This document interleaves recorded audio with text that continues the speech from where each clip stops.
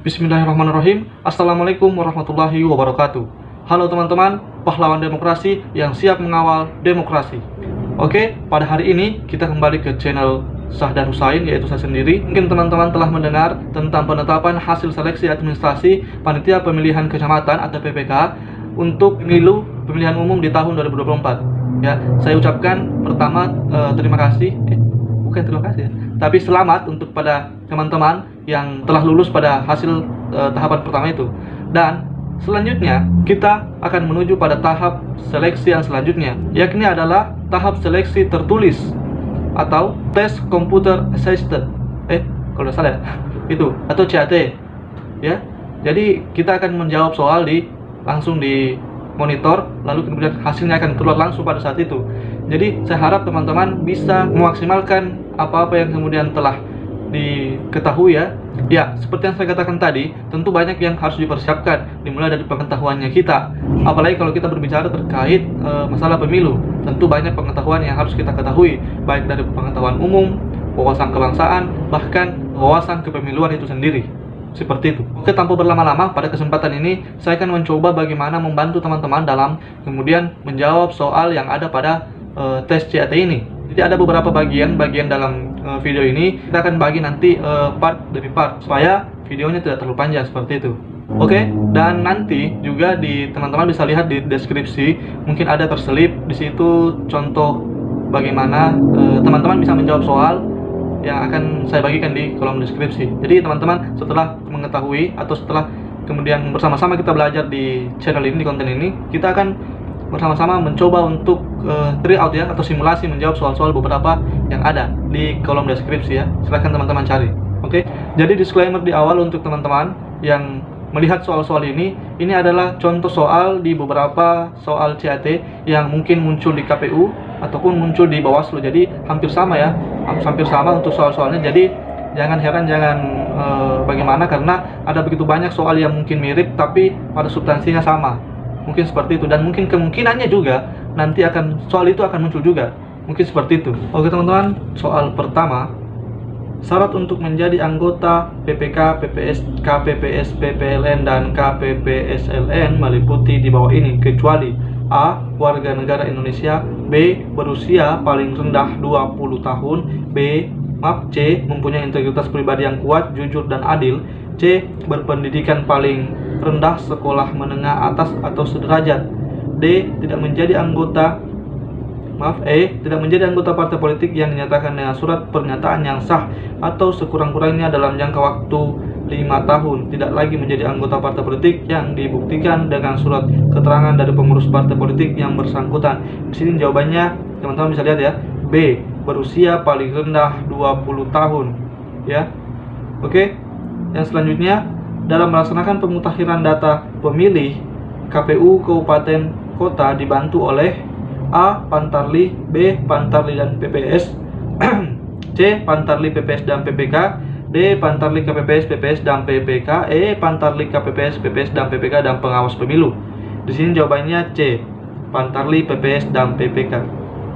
Oke, yang selanjutnya, petugas pemutahiran data pemilih Pantarli dibentuk oleh A. KPU Kabupaten, B. PPK, C. PPS, D. Panwaslu, E. Bawaslu. Di sini jawabannya adalah KPU atau A. KPU Kabupaten Kota ya. Oke, nomor selanjutnya, setelah melakukan perbaikan dan mengumumkan hasil perbaikan daftar pemilih sementara DPS, maka kegiatan selanjutnya yang dilakukan PPS adalah A. Mengumumkan daftar pemilih tetap, B. Mengangkat petugas pemutakhiran data pemilih, E. Menyampaikan daftar pemilih sementara atau DPS akhir kepada KPU melalui PPK, D. Menetapkan hasil perbaikan daftar pemilih sementara, E. Menerima masukan dari masyarakat tentang daftar pemilih sementara. Di sini jawabannya adalah C. Menyampaikan daftar pemilih sementara atau DPS itu yang sudah akhir kepada KPU melalui PPK. Oke, yang selanjutnya, panitia pemungutan suara PPS dibentuk oleh titik-titik untuk melaksanakan pemilu di tingkatan desa atau kelurahan. Titik-titiknya A. KPU, B. KPU Kabupaten Kota, C. Bawaslu Kabupaten atau Kota, D. PPK, E. Bupati atau Wali Kota. Di sini jawabannya adalah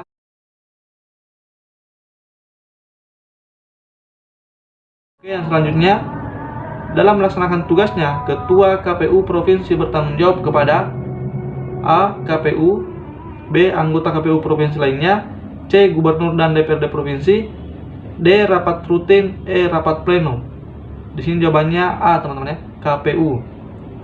Oke, yang selanjutnya, menurut pasal 6 ayat 2 Undang-Undang 1945, syarat untuk menjadi calon presiden dan wakil presiden diatur dalam A. Undang-Undang Dasar, B. Undang-Undang, C. Peraturan Pemerintah, D. Peraturan Komisi Pemilihan Umum, E. Peraturan Bawaslu. Di sini jawabannya adalah B. Undang-Undang, teman-teman ya. Oke, yang selanjutnya, menurut Undang-Undang Dasar 1945, kedaulatan rakyat berada di tangan rakyat dan dilaksanakan menurut Undang-Undang Dasar.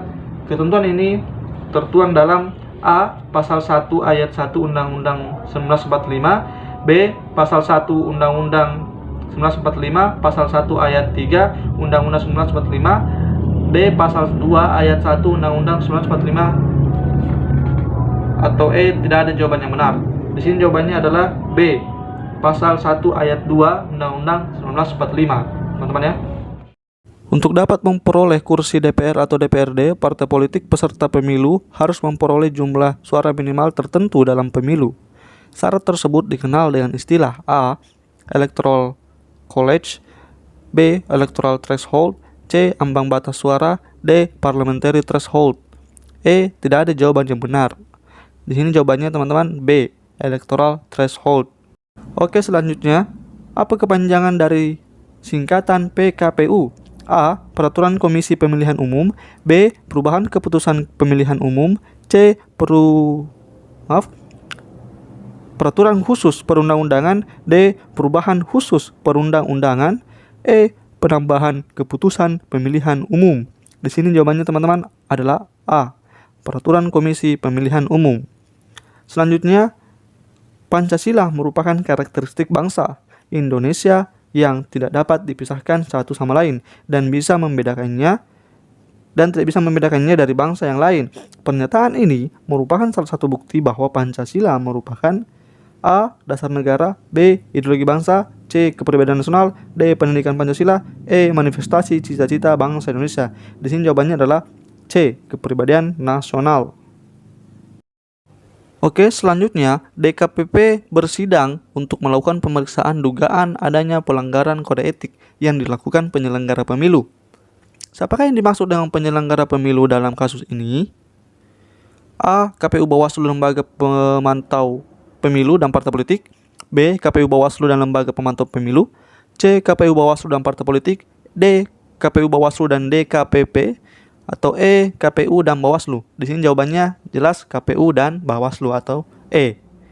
Yang selanjutnya, tugas, wewenang, dan kewajiban KPPS meliputi di bawah ini kecuali A. Mengumumkan dan menempel daftar pemilih tetap di TPS, B. Menyerahkan daftar pemilih tetap kepada saksi peserta pemilu yang hadir dan pengawas pemilu lapangan, C. Melaksanakan pemungutan dan penghitungan suara di TPS, D. Mengumumkan hasil penghitungan suara di TPS, atau E. Menyerahkan hasil penghitungan suara kepada KPU Kabupaten atau Kota dan Bawaslu Kabupaten Kota. Di sini jawabannya adalah E. Menyerahkan hasil penghitungan suara kepada KPU Kabupaten Kota dan Bawaslu Kabupaten Kota. Yang selanjutnya lagi, siapa yang mempunyai kewenangan dan tugas untuk membentuk KPPS? A. PPS, B. PPK, C. KPU Kabupaten Kota, D. KPU Provinsi, atau E. KPU. Di sini jawabannya adalah PPS yang berwenang untuk membentuk KPPS. Dalam pemilihan umum kepala daerah, rekapitulasi penghitungan suara yang dilakukan oleh PPK harus sudah disampaikan kepada KPU Kabupaten atau Kota paling lambat A. 2 hari setelah ada hasil rekapitulasi, B. 3 hari setelah ada hasil rekapitulasi, atau C. 4 hari setelah ada hasil rekapitulasi, D. 5 hari setelah ada hasil rekapitulasi, atau E. 6 hari setelah ada hasil rekapitulasi. Di sini jawabannya jelas 3 hari setelah ada hasil rekapitulasi. Oke, selanjutnya berikut adalah syarat-syarat untuk menjadi anggota Komisi Pemilihan Umum Kabupaten atau Kota, kecuali A. Warga negara Indonesia, B. Berusia sekurang-kurangnya 30 tahun. C. Berpendidikan paling rendah S1. D. Sehat secara jasmani dan rohani berdasarkan pemeriksaan secara menyeluruh dari rumah sakit. E. Bersedia bekerja penuh waktu. Di sini jawabannya adalah C, teman-teman ya. Berpendidikan paling rendah S1. Oke, selanjutnya, pengamalan Pancasila dapat dilakukan secara kritis, kreatif, dan dinamis yang dilaksanakan berdasarkan konsepsi nasional. Merupakan karakteristik Pancasila sebagai A. Dasar negara, B. Ideologi bangsa, C. Ideologi terbuka, D. Kepribadian nasional, E. Pendidikan Pancasila. Di sini jawabannya adalah ideologi terbuka. Yang selanjutnya, prinsip sila kelima mencoba menempatkan manusia sesuai dengan harkat dan martabatnya sebagai makhluk Tuhan. Selain itu, sikap saling menghargai sesama manusia merupakan wujud dari sila kemanusiaan yang adil dan beradab. Atas dasar pandangan kemanusiaan, maka pandangan bangsa Indonesia terhadap manusia adalah A. Bangsa Indonesia tidak menghendaki adanya penindasan manusia oleh manusia lainnya, baik oleh bangsa sendiri maupun bangsa lain.